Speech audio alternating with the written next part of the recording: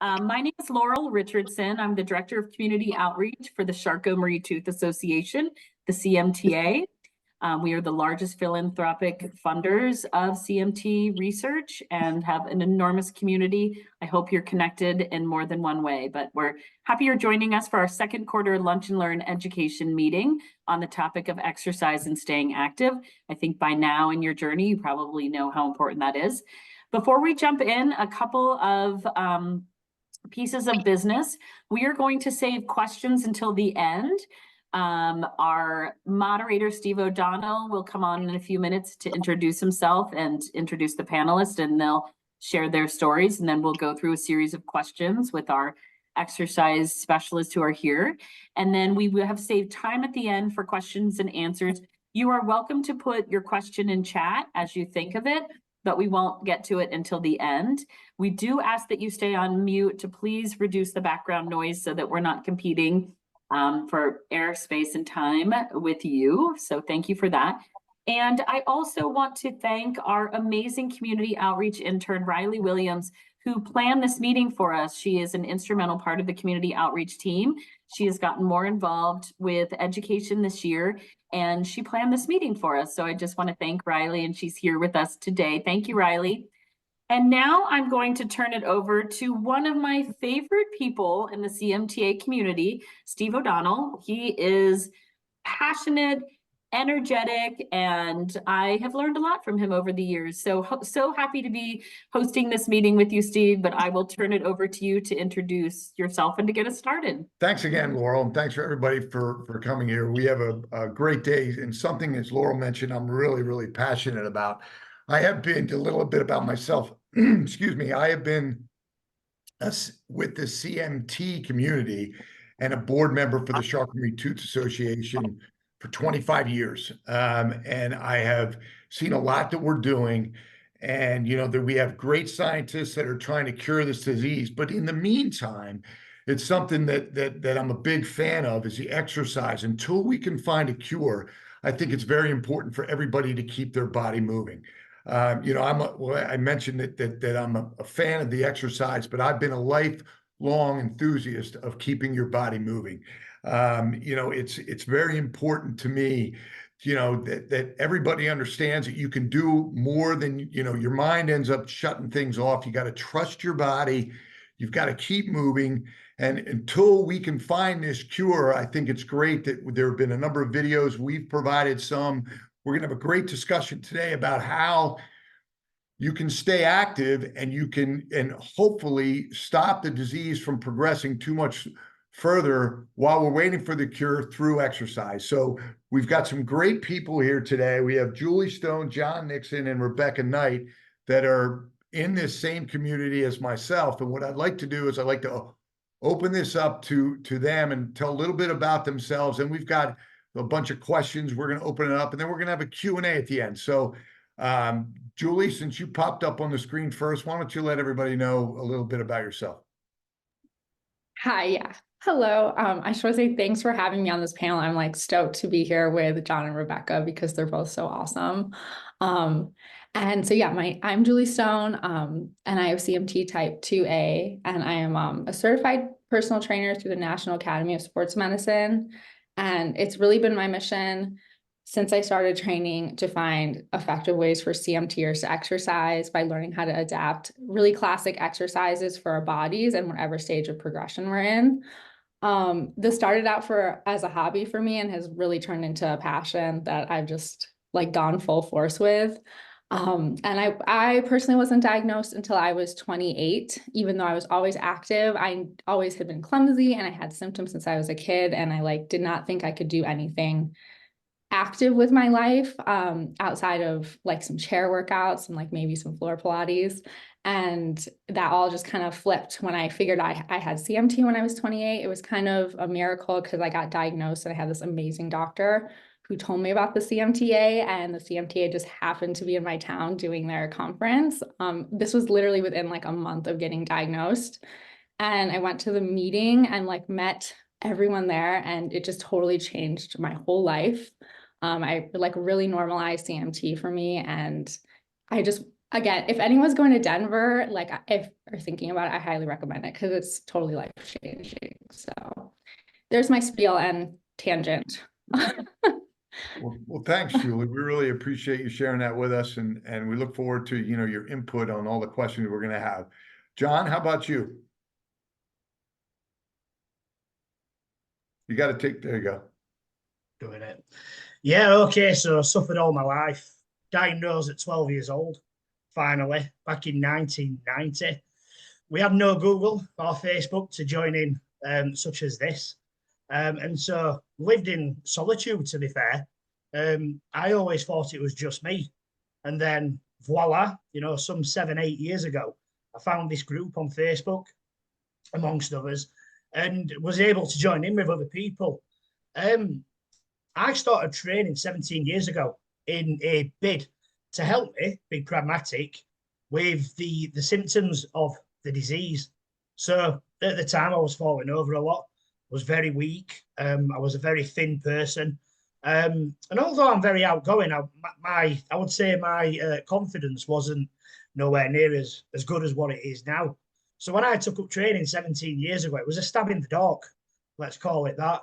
And I have never, ever looked back.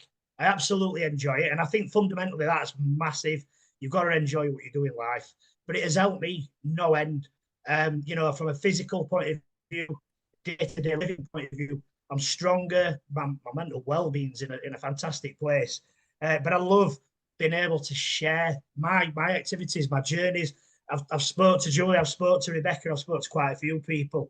And it still amazes me to this day that we're all online and we're all sharing our story. And these new people that constantly stream through. There's a reservoir of people out there who still don't know about. They've got the symptoms and they've probably not even been diagnosed. So to be a part of this and to help people is exactly where, you know, I think that CMT is horrendous, but it fetches us all to a place where we are now. And I think for that, I am thankful.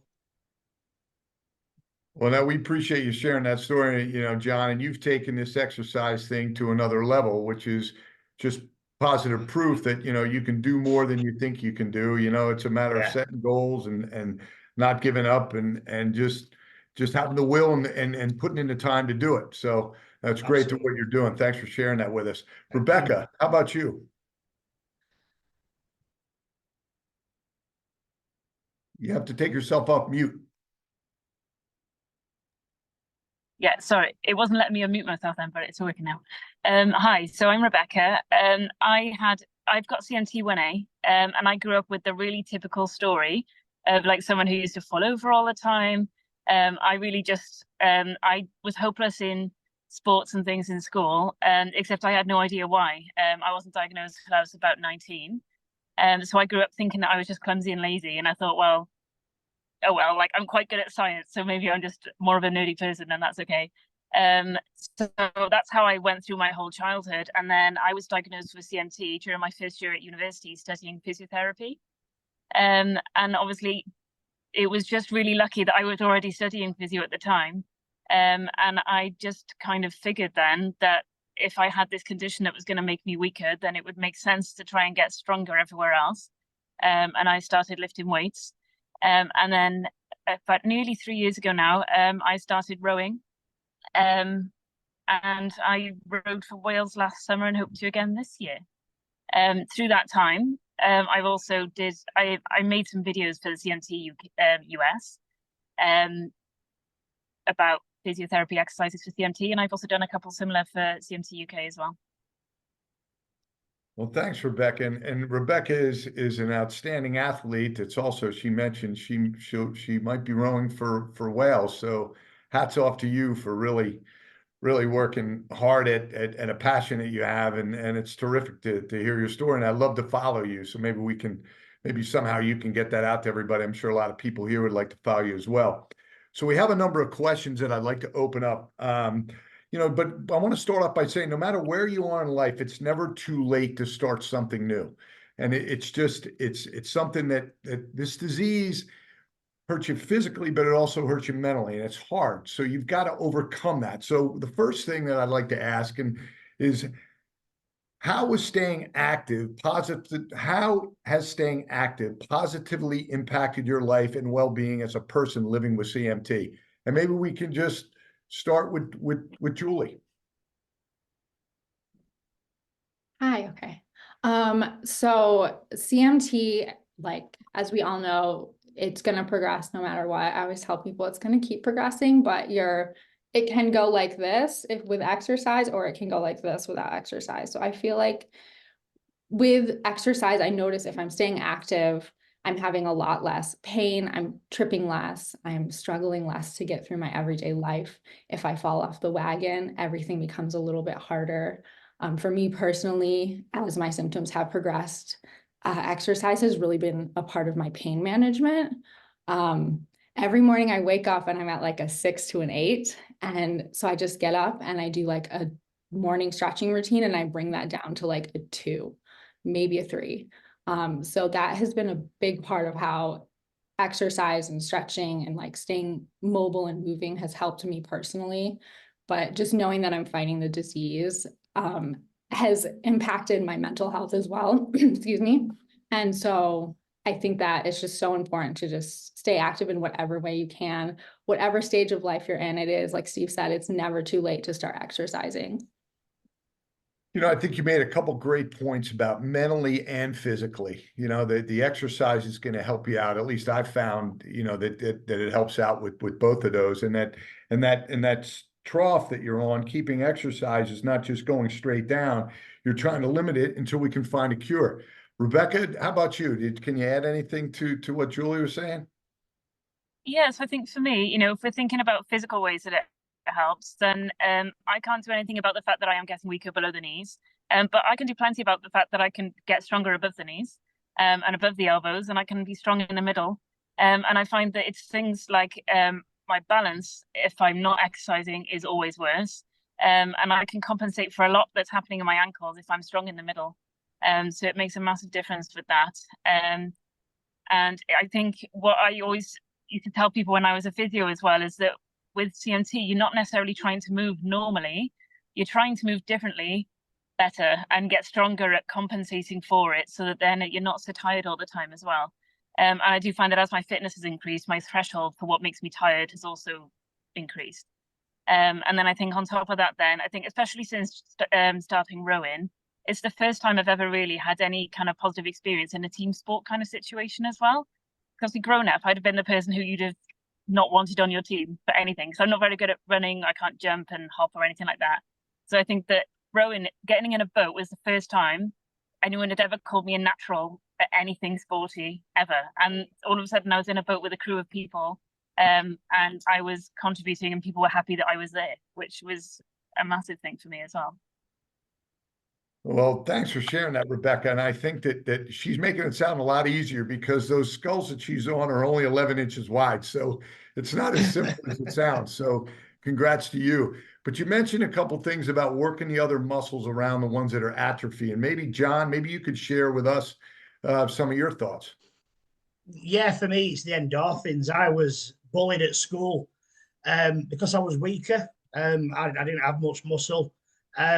But training, exercise, cardio, lifting weights, it gives you the endorphins, it gives you the feel-good factor. So I'm that crazy guy that gets up at 5 o'clock in the morning and I get out on the mountain bike because, like Rebekah, I cannot run. I struggle to walk. So I love to get on a mountain bike and do my cardio. Over here in the UK, you get about 4 weeks of summer. So you get 4 weeks of enjoyment in the sun. But absolutely love it. And I actually love the ego side of it now as well, because I do look better. And these people that used to call me chicken legs, naturally, when you've got CMT, the atrophy in your legs, especially the lower part, is not good, is it? You know, it's the first thing that diminishes. And I was called names. Those people don't call me them names anymore. So, you know, I don't believe that you can ever fully 100% build the muscle back, but I still believe that you can improve it, if only by a small percentage. So for me, it is the feel-good factor. I also used to fall down. I used to trip up. And since training, that is less. It's less frequent. What I would say is when we had the restrictions in COVID, and there was no gyms allowed to be open. Obviously, they had to be shut. I struggled a lot for the 7 or 8 months that happened. I started to fall over a lot. So I don't think that, you know, I don't think it's a coincidence. I 100% believe that because I wasn't able to use the machines that I was using before, because I find them safe, I was then at a disadvantage and started to struggle. So I see it in all ways. I see it mentally and the physical side of it, and the feel good factor. I think that's really important in life. Yeah, wow, John, thanks for sharing all that stuff with it. I think it's important that everybody, you know, when you talk about the gyms closing down and not able to utilize the gym equipment, you know, that's the next thing I really want to talk about is, you know, what we all do. I like to cross train. I like to do a number of different things personally, just because I'm trying to utilize every part of my body and keep it moving. But you got to remember that you got to do the best you can with what you have. And just, you can't look over your shoulder at who's looking at you, what they can do, and what are you supposed to do? What are CMT 1A'ers? What are they capable of doing? Or 1X or 2A or 2B or 4E? You can't, each disease does not say that you're going to limit by that, but whatever type you have, you're not limited to what you're able to do, because even in the same disease, everybody's different. So the next question I want to talk about is, can you guys share any specific physical activities or exercises or strategies for adapting workout routines to accommodate different severities of CMT? Maybe we can open this up to Rebekah. So I'm a firm believer that you can adapt almost anything to suit anyone. So there's always a version of an exercise that somebody can do. Well, 9 times out of 10. It's not very often that you can't. So even things like I used to squat with a barbell. I snapped a tendon in my ankle in March, and I haven't been able to do that since. But there's lots of other ways that you can do it. And if you can stand up from a chair, that's also a squat. And if you can't stand up from a chair, then you can do leg extensions, and it'll work at least your quads. So like, there's always a way that you can simplify it, and you either increase the base of support, or you can reduce the sort of balance requirements on it in another way. You can hold on to things. You can use machines if you need to. You can vary the weights and reps and sets and things as well. Like, there's just literally loads of different ways you can do it. And even with rowing, for example, like, my ankles aren't very good, I have my foot stretches lower than usual, and I use a seat pad, and just having that increase in the angle helps me to get my body over and reach front stops easier, compared to having my feet straight up in front of me.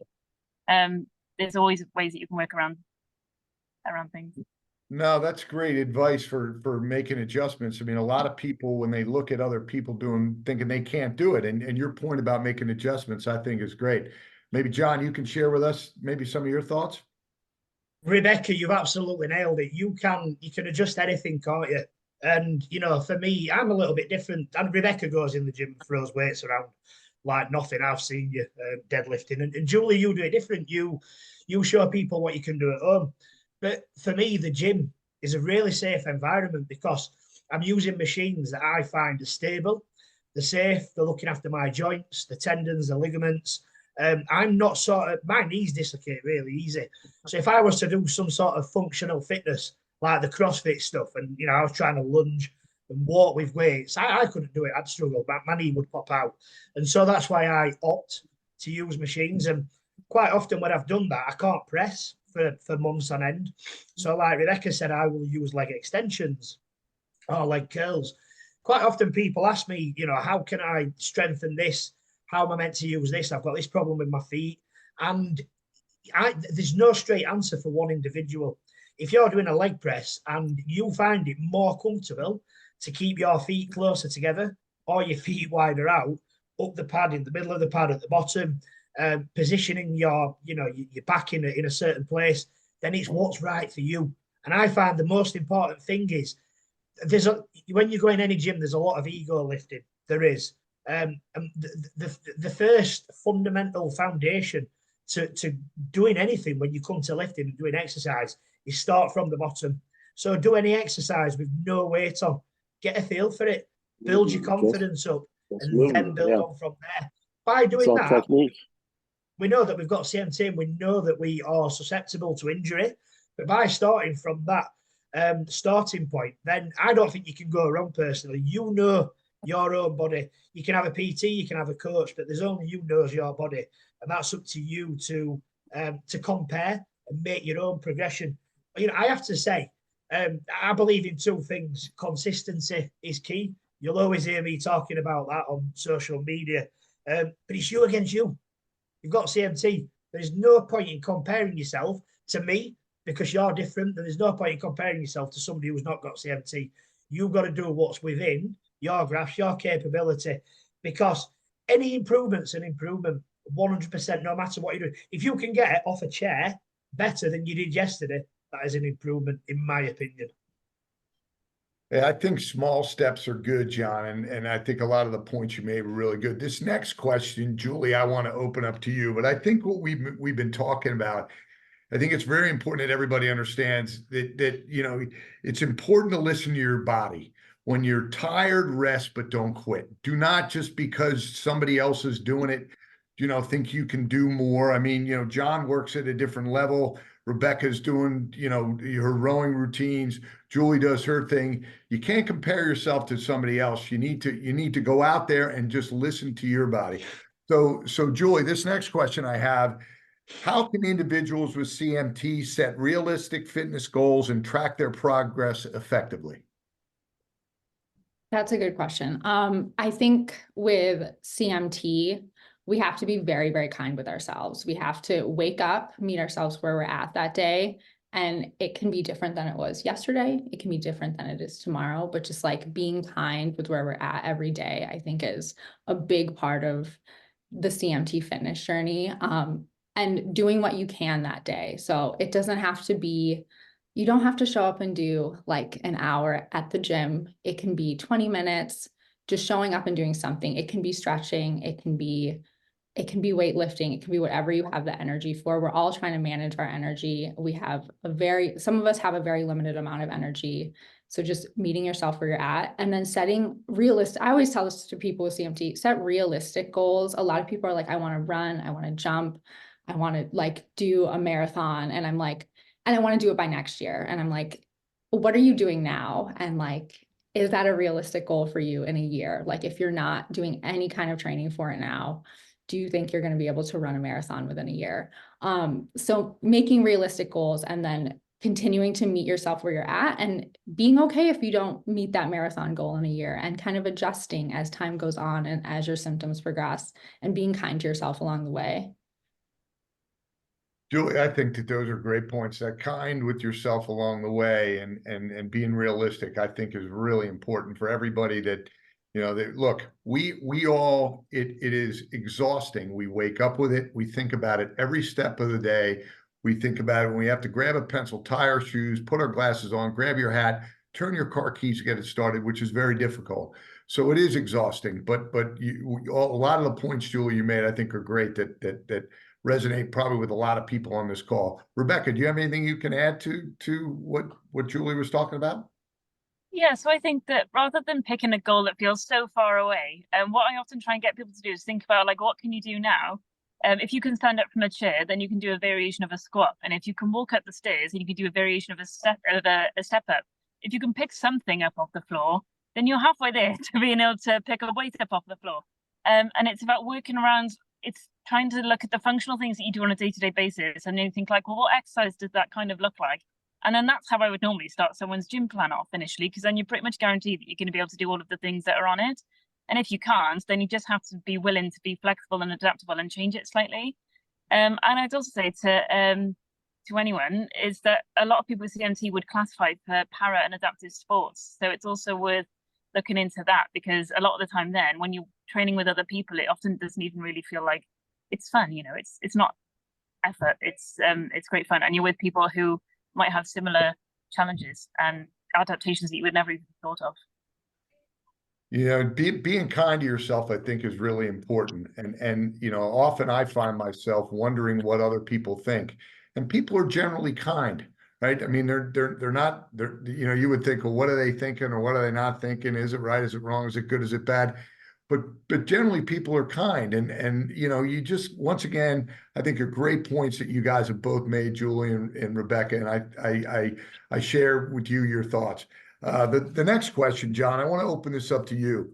And I know this is important for me because we're all busy in our lives, but we've got this number one thing that sometimes, not that we forget about, but it's easier to do something else than to have to address the CMT one way or another. So how do you balance your fitness routine with other aspects of your life such as work, family, and your personal responsibilities? Wow. I'm probably really selfish. As a joke, it is difficult. I choose to get up at 5 o'clock in the morning, sometimes or 4, just so I can do the cardio.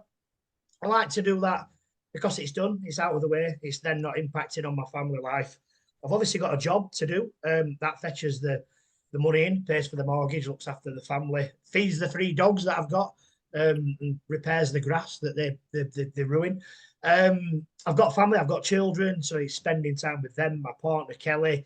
It is really difficult, but it's all about bite-sized pieces. So because fundamentally bodybuilding is a big part of my life and I do compete, I do invest that bit more time into it. But I do it 5 days per week at an hour and a half. So I look at that in terms of my day. I fit that in and slot it in. Not everybody has to do that, you know. If you're going to go and do some sort of activity, I recommend to people doing it 3 to 5 times per week. And in all fairness, 45 minutes is a really good amount of time to do that also. So it's what's important to you also. And I find that what is really important to me is keeping active and healthy. I love the feel-good factor, but I love keeping on top of, not letting CMT beat me. So that is why I always prioritize the fitness side of it. But it can get difficult. Yeah, no, John, I appreciate, I'm sure a lot of people resonate with what you're saying. I've often said it's not really about what you want, it's about what you're willing to do to get it. And this is just something that is, the CMT is part of our life. Julie, would you like to expand on maybe what John was talking about? Do you have any other thoughts for us? Yeah, I agree with that. I'm probably also selfish with it, and it's probably because of the CMT and trying to fight the symptom or the progression of it.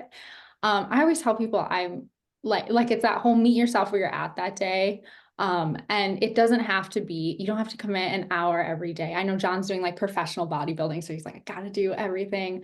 But for people who are just doing it to work out every day and to get stronger, like 20-30 minutes every day is enough to just do a little bit. Also prioritize. If you only have 10 minutes, know your muscle imbalances, know what you really need to work on, and work on those things first and prioritize those. And I also think that just like, again, just the whole being kind to yourself, be kind to yourself when you show up. And if you only have time to stretch, you only have time to stretch. If you only have time to do a couple leg presses, you only have time to do a couple leg presses. Just showing up means a lot. Don't skip it. I'm really into habit coaching. So keeping it a habit throughout your day is really important. I feel like everyone has to eat lunch. So right before you eat lunch, take 10, 20, 30 minutes, do a little workout. When you get off work, do a little workout right when you get home before you start dinner.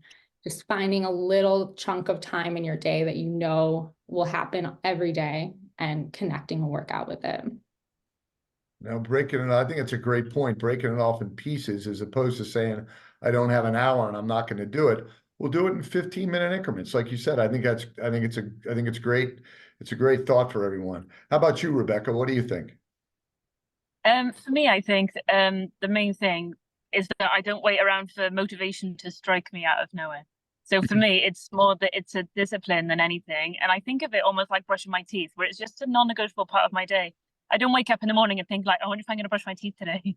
Like, you just do it. So it's just, I've got set time slots that I have, and I know that they're dedicated to that, and I prioritize it over other things a lot of the time. Just because I know that that's what's going to make me the best person that I can be to then support everyone else as well. So yeah, I think it's an investment, and I think not waiting to feel super motivated every single time is fine. You can just do it anyway. No, I think they're all great points that we all made. So, you know, there's what for me personally, getting up and doing the exercise first thing in the morning clears my head, gets everything done. You have to carve out that time, and you just got to be dedicated in doing it. And I said, there's something I said, the secret of your future is hidden in your daily routine. You need to be consistent, dedicated, and put in the work.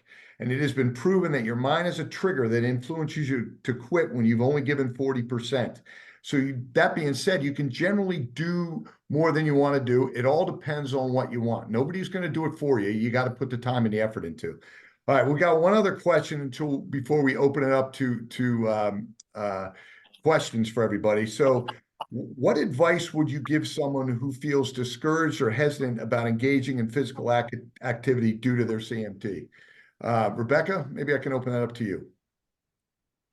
For someone who feels hesitant, I'd say that it's totally normal to feel nervous about it. And I think that people with CMT more than most, I think because so many of us have such poor experiences of exercise when we're little, that it does feel really intimidating. And I know that when I first joined a gym, I really just felt like an alien in there, and I felt like I didn't belong in there, and I would just wanted to go when it was quiet, when no one would see me. But I would say that it's worth pushing through that uncomfortable bit in the beginning. I found a lot of benefit in having a personal trainer for a period of time, so I had someone there to sort of show me how to do things properly, and also just to have someone else who believed in me at times where I didn't believe in me, I think made a big difference. So I think having a personal trainer really, really helps. But if that's not something that's accessible to you, then I think start with a plan that's written down so that you're not turning up at the gym and trying to just do a bit of whatever's free and kind of wing it. Because I think then you can end up wandering around looking a bit lost. I think if you go in there with a little bit of a plan, even if it was just sort of 3 or 4 exercises to start with, then you've got a structure and you know what you're doing and in what order you're doing it. And at worst, you can swap the order around a little bit, but you have a set plan and you go in there and then you do it and then you leave. And I think that takes some of the fear of wandering around looking lost out of it. No, those are great points. How about you, John? What do you got anything to add to that? Yeah, I mean, again, you've got to be kind to yourself, and it's about enjoyment. Don't overwhelm yourself. But I believe that the hardest path often leads to the easiest path, and a lot of people choose the vice versa to that. And what I mean by that is think long term. Think about what you're going to do for your health in the future. You're going to prevent future illnesses or help prevent, because there's so much more that can be thrown at you in life. There's not just CMT to coordinate, is there, in life? There's other things that can get you. And I just think that if you take bite-sized pieces and do it fully for the enjoyment, then you are on the right path. Like Rebekah says, we all do get discouraged at times, and we do get overwhelmed. And again, this is just back to not comparing yourself to other people. It's always your journey. Anything that you do physically is about enjoyment. And let's not forget, doing something physical isn't just going into a gym. It's not just rowing. It could be golfing. It could be horse riding. It could be riding a bike. It could even be in your garden, digging up and putting new flowers in and changing the compost. You've got to remember, it's not just fundamentally what me, Julie, and Rebekah do. It's something that you're doing physically. No, I think those are great points, John. And it's we're all in this together, right? I mean, and it's just something that you're sharing that, what you're doing is inspiring me and hopefully other people on the phone. Julie, how about you? Do you have anything you can add to this?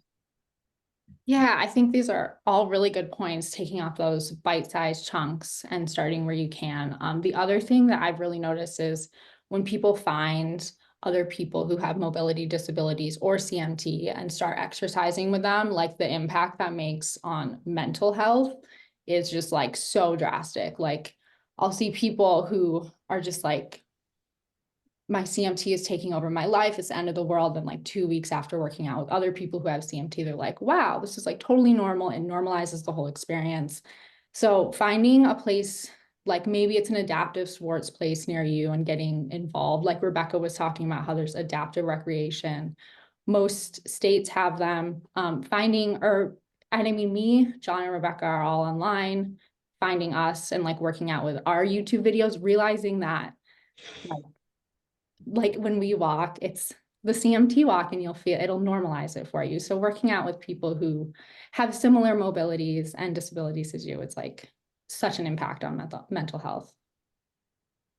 as I think everybody knows, it's always easier with a buddy when you're working out, you know. So if you can find a buddy, because you can, one can push the other one, or you know, you can't necessarily call it quits because that other person's relying on you. You know, and I said earlier, I said it's been proven that your mind is a trigger that influences you to quit when you've only given 40%. That being said, you can generally do more than you think you can do. I said, but in order to achieve this, you have to have passion. With your passion comes commitment, and commitment comes success. And with success, you get to celebrate. You just got to do the best you can do. Keep moving, and you'll see the improvement. Now, what I'd like to do now is open this up to a Q&A thing. Laurel, maybe you can lead this, and we can have the participants ask some questions. I know that you know there's been a number of questions that I've seen on the chat box. You know, with different things that you know, people are asking questions. We've tried this. Can we try that? Should we do this? Shouldn't we do that? So let's open this up to the community, Laurel. Thanks. Excellent questions coming in before. So I think Rebekah has to leave early. I forgot to mention that at the top of the hour. I'm okay. You're doing okay. That's why I'm in the car. Yeah, I'm doing it in the car. Okay. So I can Wonderful. okay. So I think what we'll do, Riley Williams and I are going to take turns feeding the questions to you all. Some of them are person specific. Otherwise, we'll just ask whoever we feel makes the most sense. But the first question that came in is for Rebekah, and it says, very curious how you get into a boat. I was an avid canoer and kayaker. I can't get in without help. Makes solo kayaking hard. I get wet a lot. So how do you get in and out of your boat? Yeah, so I can't get in a boat or out by myself either, to be fair. So where I row, I'm with a club, and all of the rowers where I am, they all know about my CMT, and they know the things that I need help with and things that I don't need help with, or they'll often ask, do you need help? Or they'll know that I'll ask if I need it. But with a rowing boat, it has these metal riggers on the sides, which is what the oars go into. So usually I have someone hold that while I get in. And then I sort of land next to the landing stage and then wait for someone to hold it so I can get back out again, because I can't do that bit independently. But I find that once I've pushed off from the landing stage, I'm completely independent and I don't need any more help then. It's literally just that transferring bit. And I also find carrying boats, I'll often need a hand as well, because they're really, really long. And if the wind catches the boat wrong, then we're both going down. So I always have someone to help me carry the boat in and out as well. That's wonderful. What an amazing feeling to, you know, once you get in and out, you know, to ask for help, but to be able to accomplish, you know, such a neat sport like that. That's awesome. Riley Williams, what is our next question? Yeah, so Margaret asked if you can give any suggestions for strengthening your ankles safely. What about Julie Stone for that one? Yeah, it really depends on, are you able to stand? I'm a huge, I love resistance bands. So getting a resistance band and being able to press on it in all the different angles is really important. If you're able to stand and you feel comfortable with balance, you can hold on to something. I really like balance pads. So there's just like a soft, cushy surface and you kind of move around on it. You can add things like marching on it, squats, stepping up and off, and that really works on your ankle strength and stability. So yeah, those are a couple ideas. So let me just add, if you're in your socks and you're in your, I'm going to use a kitchen because you have a counter, you can take your feet and go back and forth. I mean, so to start at maybe a smaller level as opposed to a band, if you're not strong enough to do a band, just taking your feet in the socks and spreading them apart and then coming back in, it's a nice way to do it as well. Just thought I'd share that with you. I love that. I love that. And I think any movement, motion is lotion. Okay, this is from Elise, and Rebekah, I think I'd like you to answer this one. Elise asks, how do you deal with too much exercise, which seems to cause weakness and greater chance of falling? So I think the key thing here is to make sure that your training is planned very well. So in terms of exercise causing weakness, I think it's important to differentiate between, like, if you've exercised a lot and you're aching a lot and you're very tired and then you're falling, then that's what I'm hoping this is referring to, and not like overwork weakness, which is like a old misconception. But I think that the key is to make sure you're increasing things in small little steps, and you don't increase it exponentially either. So whenever I'm lifting weights and things, I probably do it in 4 to 6 week blocks, where I start at a weight that I find quite easy, you add on it, and then you add on it, and then you add on it each week. But then by the time I've got to the 4th week, I usually then will have like a deload week where I go much easier. And then you might start the next block at like week 2 of what you started at last time. So that rather than trying to do this, what you're actually doing is kind of this. And you're just sort of each month or 6 weeks or so, you're increasing it a bit, but it's in a way that's gradual, and it does allow for coming up and down. Because what I tell people is that if you don't come up and down, your body will come back down for you. So it's better to plan it in and have it periodized. I love that. Any other thoughts, John, you want to add to that one? Yeah, I encourage my clients to use logbooks. So in the same way that Rebekah's talking about, you not only you're keeping a grasp of what you're lifting or what it is that you're doing, but you'll input other details into that as well. So what was your sleep like, your rest, how was your day? Was you busy that day? Have you had to walk further than normal? Have you had a busy day at work? I'd also talk about nutrition a little bit as well. Without getting into too much detail, but where's your nutrition at? You're doing all this. There's another fundamental factor to this, which is probably a lot more important. You know, are you keeping hydrated? Are you drinking a sufficient amount of water? Have you got the right salt intake? Are your calories where they need to be? So if you're getting fatigued quicker and you're trying to lose weight, for example, the chances are you are in a deficit. So that is going to happen, and it's about keeping it real and relative to you. You know, if you've got all that nailed and you feel that everything's right supplementation wise, you know, then you've just got to listen to your own body. Nobody can do that for you. Rest is just as important as training. Thank you very much. Riley, next question. Yes. Do any of you have any tips surrounding foot care? Somebody mentioned that they get a lot of calluses and things like that. Do you have maybe any special socks or shoes or anything that you can recommend for people getting started working out or lifting weights? So let me jump on the shoe thing. Okay. And I know a lot about sneakers, and with CMT, your feet are trying to, as we know, try to turn in, right? So there's a neutral shoe. So sneakers are generally softer on the outside, harder on the inside, believe it or not. But you want to try to get a neutral shoe. Now you're going to have to get the shoe. Now there's some shoes that are too cushiony, some are too long. You know, generally speaking, you know, with the CMT, you got a high arch, you've got a wide foot. So I generally try to get a wider shoe and maybe a smaller one to not compensate. You know, the wide will make it a little more comfortable to be in. But if you try to use a neutral sneaker, I think it balances you better, and it leaves you not as subject to your feet turning in. So or spraining your ankle, if you will. Yeah, the best two things that I've ever done, I see a podiatrist regular, and we keep on top of the calluses and the bunions, and I enjoy the podiatrist as well, because they also look out for other issues. You know, we can all agree when we've got CMT, we lose the sensation in our feet, don't we? And I always think it's really weird, because we lose the sensation, but yet we feel pain more, and I find that really strange. But I wish I'd have done this from being a teenager. I wear an orthotic boot, you know, and specially made for me. So I'm very lucky, I believe. We've got the NHS here in the United Kingdom, and I get these provided, and they're great. So they're molded to my feet. They're custom made.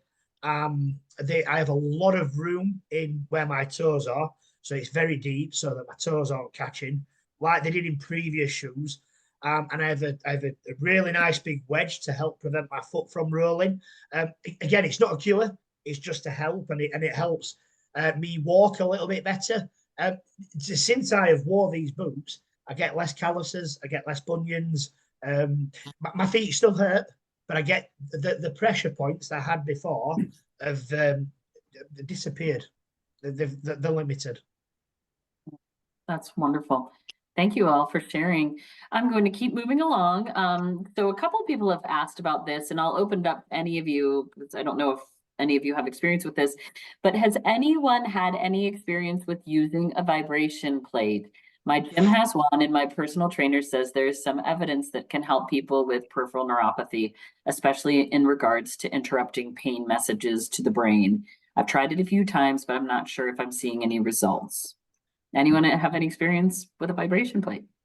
Yes. I used to use, we have power plates where I am, and I went through a phase of using them, and I know that there is some, and they have done some studies on people with nerve conditions and things. A lot of them are sponsored by the people who make the power plates, though, so I would watch out for them, because just because it's a study doesn't necessarily mean that it's not biased. But I think that what's really nice about the plates, vibration or not, is that you have got handles to hold on to.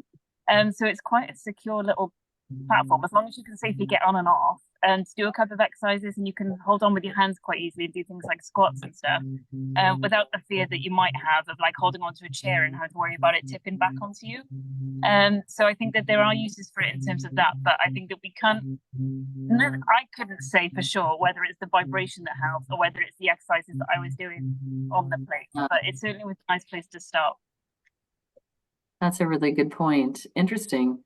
Yeah, I think we need to keep researching that, and probably there's not any harm in experimenting with it for the people who are giving it a shot. Thank you, Rebekah. The one thing you got to be careful of is if it works for one person, it's not guaranteed that it's going to work for the next. So don't get disappointed. What's wrong with me? Right. And you know, that's the quitting mind. What's wrong with me? And then people wind up quitting just because it doesn't work for you. If one thing might work, that's why when John was talking about making adjustments, and Rebekah and Jewel, you know, you got to make adjustments. You got to trust your body. Excellent. Riley? Yes. So the next question is, when you first started working out, how did you overcome the fear of falling?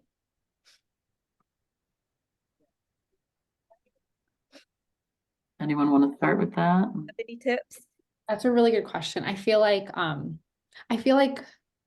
least I feel like for the three of us, we've probably all been kind of exercising for a while, but talking about the fear of falling, I like just having something near you, multiple things near you that you can hold on to, that make you feel safe. Put a chair behind you, work out in front of your couch. So if you like tip backwards, you can just sit right into your couch, and then also have something you can hold on to in front of you, be near a wall. That's how I feel like I've worked on my fear of falling. And then I know John had talked about working on machines. I think that if you want to elaborate on that, I think that's a great way to work out and not have to worry about falling. It's a mind-body thing. When your mind is going to tell you you're gonna fall, that's generally when you do fall, believe it or not. So, and I use this when you're riding a bike and you see a pothole and you're saying to yourself, I got to stay away from that pothole. I got to stay away from that pothole, and bang, you hit the pothole, right? So what I would like to encourage people to do, I'm not saying that you don't need to worry about it, but you have to get that out of your head, because you can talk yourself in, as we all know, to falling and tripping. Also, this is just a me thing. Don't stick your butt out, because that's going to tip you over. And I see that over and over again, where people either just stick their butt out, or they start looking down at their feet and then they just start tipping over. So don't stick your butt out. Don't look at your feet. That's a great point. Grab a walking pole and bring it with you if you have concerns. That one proprioception touch point can help so much. I've done that with when my knees are worse. I have some arthritic knee injury stuff going on, and I'll use a walking pole just to have that extra touch point. My crutches come to the gym with me all the time. Yeah. My crutches, I would take him in the gym. So here we've got a guy that's really muscly, but I'm walking around with crutches in the gym. Nothing wrong with it. It helps me. That's what you got to do. That's a great point. So I just had my hip replaced, and I got walking sticks. And, you know, at first I didn't want to carry them around because how it looked, or, you know, what people were thinking. John, you made a great point. They are the greatest thing. I mean, it's crazy how great it is to have them. Even now I'm using them 7 months after the operation, and I'm still, when I got to go on a long walk, when I go to the airport, I got the walking sticks with me. I mean, it actually gets me on the plane faster too, but however, it's a great thing to have. So I encourage people, there's a ton of them out there. You can go find them. Walking sticks are terrific. Yeah, and recovering from injury is so much harder. It sets us back terribly. So be safe. Use a walking stick. Have that other touch point. John, another question for you. Francesca says, I saw your great results. Do you need a long recovery time after your workout/gym sessions? I don't, but I'm very seasoned. So I've been at this 17 years, so I'm very used to it. What I would say is I do take a lot of granddad naps. So I'm not yet a granddad, but I do sleep in the day. So if I can come home after a workout and I will have a power nap. You've got to remember, if anybody that is new to exercising will need longer to recover. And once your body's conditioned to it, you will need less time. But again, it's different for everybody. It's unique to you and how your body reacts. Yeah, excellent. Also, John, people have asked what type of CMT you have. Do you know your subtype? Yeah, it's type 1A. 1A. And then Julie, you're 2A. Rebekah, did you say, are you 1A? Yeah, 1A. Okay. Okay, that question came into chat, so now we've addressed that. Riley? So I have CMTX. Just so Oh yeah, Steve. I don't know whether I mentioned that. So, you know, it's all subtypes and well, how does one work or the other? It all depends on the individual. I mean, it can be completely different, even if it's the same type, you know, there's so many different mutations, and it can affect, even in the same family, it can be just a huge difference. So It's true. It's true. We have about 6 more minutes. Riley, you want to go ahead? Sure. So we had a community member ask about if any of you have personal workouts on your website or Instagram, or where they can find more out about the things that you do. Julie, do you want to go ahead and start? Sure. Yeah. So if several different places. One, if you just go on the CMTA Facebook page and search my name, you'll find workouts on there that I've done. If you're looking for more workouts, if you're looking to work out with other people who have CMT, allbodiescommunity.com is where I do that. So you can search there. I'm trying to think. YouTube, you can search me on YouTube, Instagram. There it's CMT Defy is my handle, and for Instagram and YouTube. But yeah, the great place to start is just on Facebook and search there.